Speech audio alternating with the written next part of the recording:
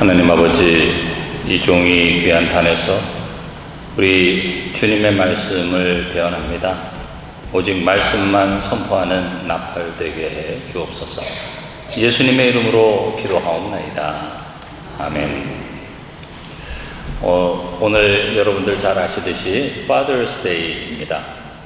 저와 여러분은 어렸을 적에 부모님에 대해서 이런 눈물겨운 오해를 하며 살았어요. 아마 오늘날 특별히 미국에서 자라난 젊은 세대들은 잘 이해하지 못할 것입니다. 어머니 몸은 절대로 아프지 않는 특별한 몸인 줄 알았어요. 어머니는 어렸을 때부터 아무런 꿈도 품은 적이 없는 줄 알았습니다. 자식들이 먹다 남은 차가운 밥을 특별히 좋아하시는 줄 알았어요. 또 얼굴이 고와지는 것과 멋진 옷을 입는 것에는 전혀 관심이 없는 줄 알았습니다. 또 우리 아버지는 단 하루라도 쉬는 것을 싫어하시는 줄 알았어요. 아버지는 웃는 법을 모르는 줄 알았습니다. 아버지 안주머니에는 늘 돈이 얼마쯤 있는 줄 알았어요. 아무리 깊고 험한 길을 걸어가도 조금도 두려워하시지 않는 영웅인 줄 알았습니다. 아버지 눈에는 눈물이 한 방울도 없는 줄 알았죠. 그리고 부모님은 언제까지나 우리 곁에 오래 사시는 줄로만 믿었습니다. 정말이지 지금 저의 나이 또래 사람들은 너무나도 오랜 시간 동안 이와 같은 무지한 오해를 하며 살아왔어요. 세상에서 사랑하는 사람을 위해서 돈이나 시간을 쓸 수는 있지만 하나밖에 없는 생명을 줄 수는 없습니다. 하지만 우리를 향한 부모님의 사랑은 하나뿐인 생명까지도 아낌없이 줄 수 있는 깊은 사랑이었어요. 그런데 성도 여러분, 오늘 사도 바울은 육신의 부모님이 보여주신 그 숭고한 사랑의 그림자를 넘어서 비교할 수조차 없이 완전하신 하나님 아버지의 사랑 앞으로 우리를 초대하고 있습니다. 하나님의 아가페 사랑은 변하지 않고 막힘이 없지요. 신실하며 영원합니다. 현대사회에는 많은 종류의 보험이 있어요. 생명보험, 건강보험, 노후 보장보험, 수많은 보험이 있습니다. 왜 사람들이 보험을 듭니까? 미래에 대한 두려움 때문입니다. 특별히 자동차 보험 같은 것은 사고가 나지 않으면 정말 아까워요. 내기가 싫습니다. 하지만 사고가 나면 다행이죠. 보험이 있는 것이. 또 어려움을 당할 때 나를 지켜줄 최소한의 보증서이기 때문이죠. 또한 과거에 통용되던 보증수표라는 것이 한국에 있었어요. 발행한 은행의 신용에 따라서 현금과 다름이 없는 가치를 가졌기 때문에 보증수표를 지갑에 가지고 있는 사람은 마음이 든든했습니다. 믿는 구석이 있었기 때문이에요. 오늘 본문은 예수를 그리스도로 믿는 하나님의 자녀들에게는 세상의 보험이나 은행의 보증수표보다 더 믿을 수 있는 확실한 영원한 안전보증서가 있다고 선언합니다. 그것은 바로 그리스도 안에 있는 하나님 아버지의 사랑입니다. 바울은 로마서 5장 앞부분에서 오직 믿음으로 의롭다 함을 받은 자의 특권을 말씀하고 있어요. 1절에 보면 그러므로 우리가 믿음으로 의롭다 하심을 받았으니 우리 주 예수 그리스도로 말미암아 하나님과 화평을 누리자. 이 구원의 최종 확증이 오늘 우리가 읽은 본문에 나타납니다. 우리의 구원이 결코 부도나지 않는 영원한 보증수표가 무엇입니까? 바로 우리 주님께서 지신 십자가예요. 십자가는 모양 그대로 거룩하신 하나님과 죄인인 우리를 연결하는 더하기 표시입니다. 하나님과 화해를 이루었다고 하는 우주적인 보증수표예요. 하나님이 아들의 핏값이라고 하는 백지수표에 사인을 하셔서 이제 우리는 영원히 하나님의 소유가 되었습니다. 오늘 본문 6절을 원어 성경을 보면 왜냐하면 이라고 하는 접속사로 시작을 합니다. 하나님께서 우리를 사랑하신 구체적인 방법을 설명해 주고 있어요. 왜냐하면 우리가 아직 연약할 때에 기약대로 그리스도께서 경건하지 않은 자를 위하여 죽으셨기 때문입니다 라고 말씀하고 있는 거죠. 이 말씀은 요한복음 3장 16절 하나님이 세상을 이처럼 사랑하사 독생자를 주셨으니 이는 그를 믿는 자마다 멸망하지 않고 영생을 얻게 하려 하심이라에 대한 사도 바울의 구속사적인 주석과 같습니다. 하나님의 사랑을 영혼 깊이 알면 알수록 기복주의나 두려움에서 벗어나 진정한 하나님의 자녀답게 살 수 있는 거예요. 에베소서 3장 18절과 19절 말씀입니다. 능히 모든 성도와 함께 지식에 넘치는 그리스도의 사랑을 알고 그 너비와 길이와 높이와 깊이가 어떠함을 깨달아 하나님의 모든 충만하신 것으로 너희에게 충만하게 하시기를 구하노라. 그러므로 우리가 하나님의 사랑을 아는 것이 중요합니다. 하나님의 사랑은 역사 위에 단번에 세워진 십자가와 부활로 확증이 되었어요. 오늘날 많은 분들이 마음속으로 질문합니다. 목사님, 지금 저에게 당장 필요한 것은 돈이고 건강이고 사업이 잘 되는 것입니다. 이런 것들을 도와주셔야 하나님이 나를 사랑하시는 것 아닙니까? 2000년 전의 십자가가 나와 도대체 무슨 상관이 있습니까? 라고 묻는 사람들이 간혹 있어요. 현실의 조건이 좋으면 사랑받는 것 같고 고난이 오면 버림받는 것 같습니까? 그러나 여러분들이 진정한 그리스도인들이라면 환경과 상관없이 오직 십자가 하나만을 바라보면서 하나님께서는 지금도 나를 죽도록 사랑하고 계신다. 그 증거가 자신의 외아들을 희생하신 것이다 라고 하는 사실을 깨닫고 감격할 수 있어야 합니다. 십자가가 그토록 중요한 이유는 그것만이 하나님께서 우리에게 주신 절대적인 사랑의 증표이기 때문이에요. 그렇다고 하면 이 놀라운 하나님의 사랑은 어떤 상황에 처한 사람들에게 임했습니까? 이 구속사의 거대한 흐름 속에 세 가지 대지를 통해서 복음의 진수를 붙들기를 간절히 소망합니다. 첫째, 하나님께서는 우리가 아직 연약할 때에 사랑해 주셨습니다. 6절 말씀을 보세요. 우리가 아직 연약할 때에 기약대로 그리스도께서 경건하지 않은 자를 위하여 죽으셨다. 여기서 연약할 때라고 하는 말은 단순히 의지가 약해졌다라고 하는 뜻이 아닙니다. 원어의 뜻은 스스로 구원할 만한 힘이 전혀 없는 영적인 마비 상태를 뜻합니다.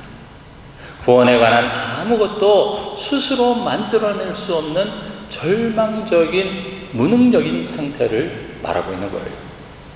구약의 이스라엘 백성을 보시기 바랍니다. 하나님은 그들에게 거룩한 율법을 주셨지만 그들은 1400년이 넘는 세월 동안 그 율법을 지키기는커녕 전적으로 실패했어요.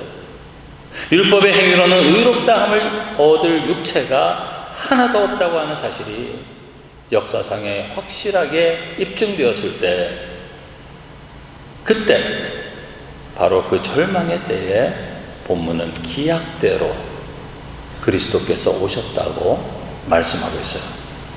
인간의 무능함이 완전히 폭로된 바로 그때 하나님께서는 독생자 예수 그리스도를 보내주시고 십자가에 못 박아 죽게 하셨습니다.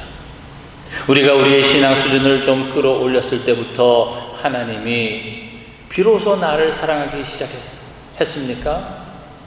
아니죠. 우리가 하나님의 사랑을 전혀 알지도 듣지도 못하고 지옥으로 달려가고 있을 바로 그때 하나님은 이미 우리를 사랑해 주셨어요. 하나님의 사랑은 우리의 조건이나 자격을 보고 주어지는 것이 아닙니다. 정확하게 말하자면 우리가 예수 그리스도를 믿었기 때문에 하나님께서 사랑하신 것이 아니라 하나님께서 우리를 먼저 사랑해 주셨기 때문에 그 사랑이 거꾸로져서 우리가 예수 그리스도를 믿게 된 거예요. 그러므로 믿음은 하나님의 전적인 은혜요 선물이라고 하는 것입니다. 이 사랑의 증인이 사도 바울이에요. 그는 시데반 집사가 돌에 맞아 순교를 당할 때 그 살인 현장의 총책임자였습니다. 그때 하나님께서 놓아셔서 진노의 벼락을 내리셨다고 하면 아마 그는 거기서 지옥으로 끝났을 거예요.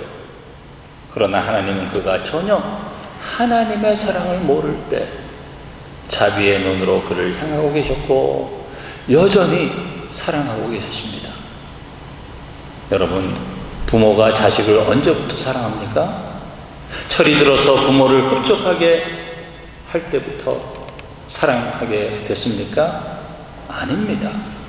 스스로 대소변도 못 가리는 철부지였을 때, 가장 연약할 때부터 이미 전부를 다해서 사랑한 거예요. 하나님 아버지의 사랑이 바로 이와 같다고 하는 것입니다. 우리가 아직 연약할 때 우리를 사랑해 주신 그 주님의 사랑을 받았어요. 따라서 우리도 영적으로 연약한 자들에게 주님의 사랑을 힘써 전하는 사랑의 통로가 되어져야 할 것입니다. 아멘. 그리고 둘째, 하나님은 우리가 아직 죄인 되었을 때에 사랑해 주셨습니다. 8절 말씀을 보시기 바랍니다.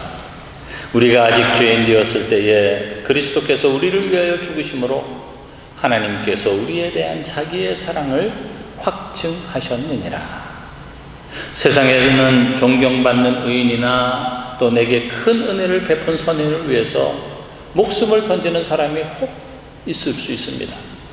그러나 나를 해친 파렴치한 범죄자나 죄인을 위해서 대신 자기 자식을 사형대에 밀어넣는 부모는 이 세상에 아무도 없습니다.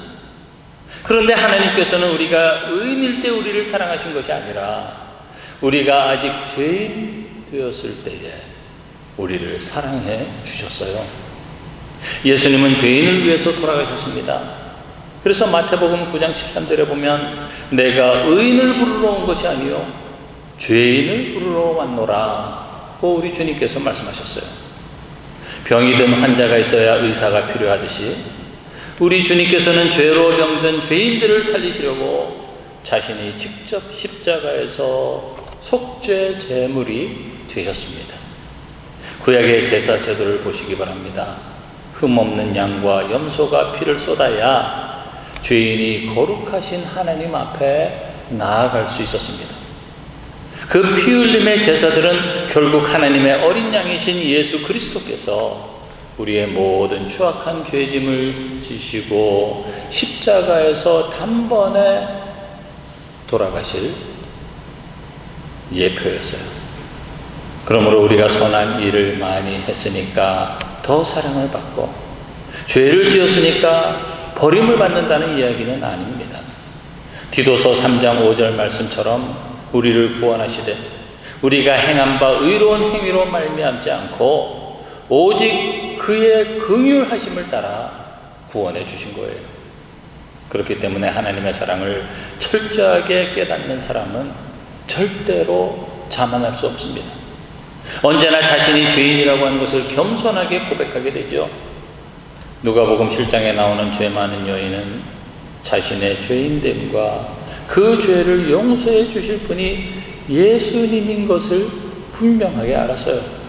그래서 눈물로 주님의 발을 적시고 향유를 부으며 자신의 전부를 다 드려도 그 과분한 대속의 사랑 앞에는 부족한 것밖에 없다는 것을 고백한 것입니다.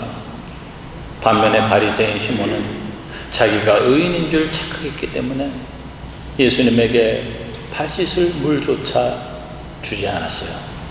그때 주님은 사함을 받은 일이 적은 자는 적게 사랑하느니라고 말씀하셨습니다. 여러분, 우리 주님께서는 우리가 죄인임에도 불구하고 우리를 사랑해 주셨습니다. 얼마나 충격적인 사랑입니까? 이제 우리도 주님의 그 사랑을 죄와 사망의 그늘에서 헤매는 자들에게 긍휼의 복음으로 전해야 할 것입니다.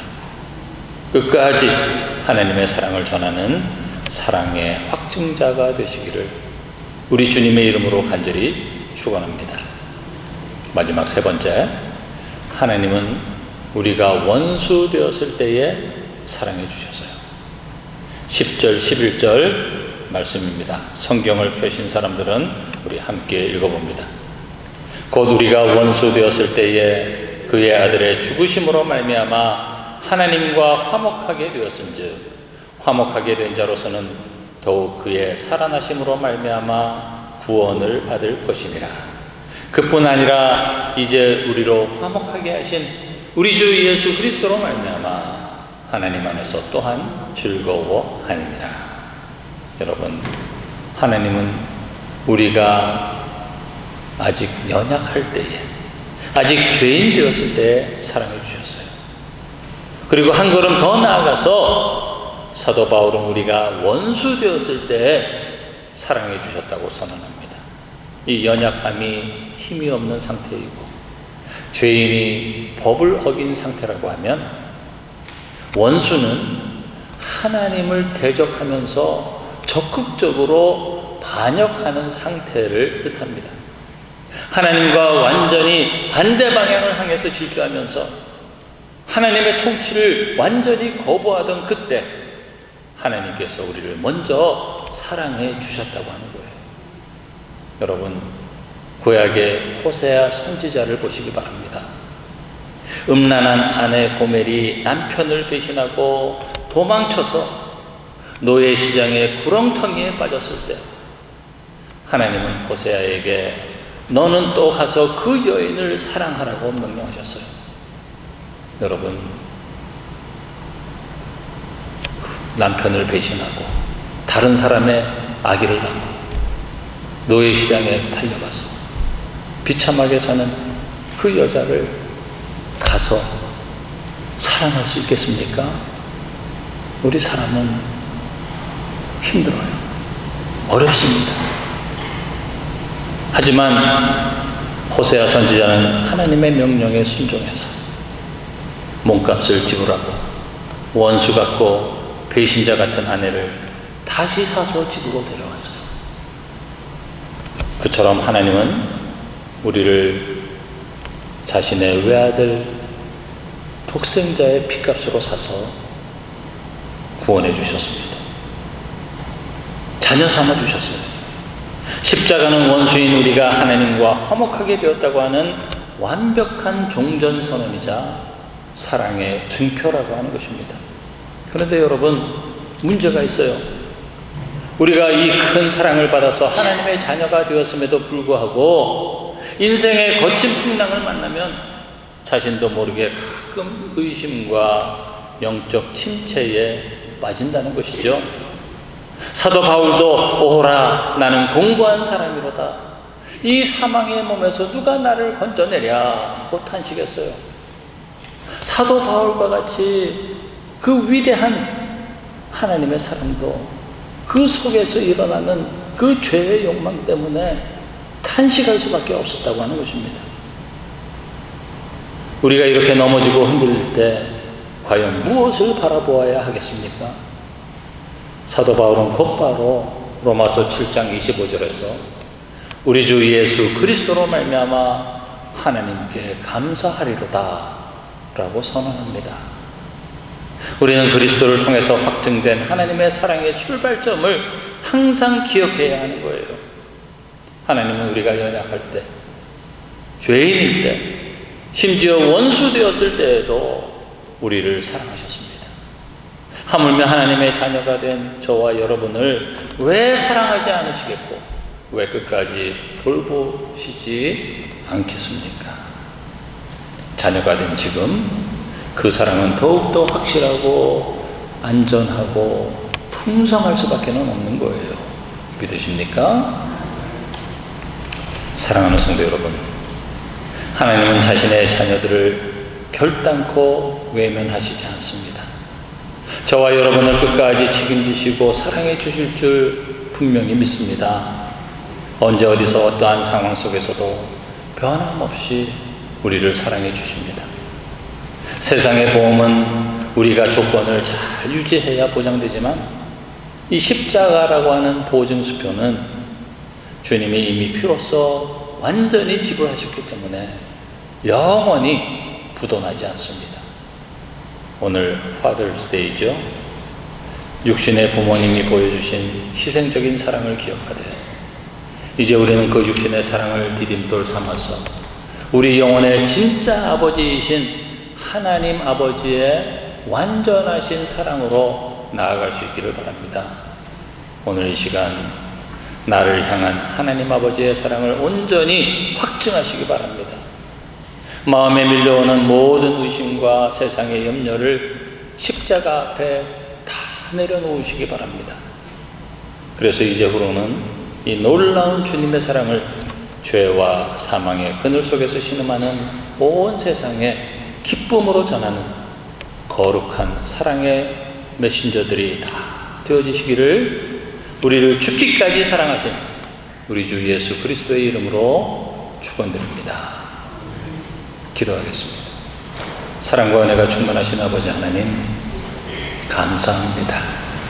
우리가 연약할 때, 죄인 되었을 때, 심지어 하나님의 원수 되었을 때 우리를 사랑해 주셔서 구원해 주셨고, 또한 우리가 예수 그리스도를 믿으면서도 하나님 아버지를 자주자주 실망시킬 때에도 끝까지 우리를 사랑해 주시는 그 하나님 아버지의 사랑으로 인해 감사와 찬양과 영광과 존귀를 성삼위 하나님께 올려드립니다.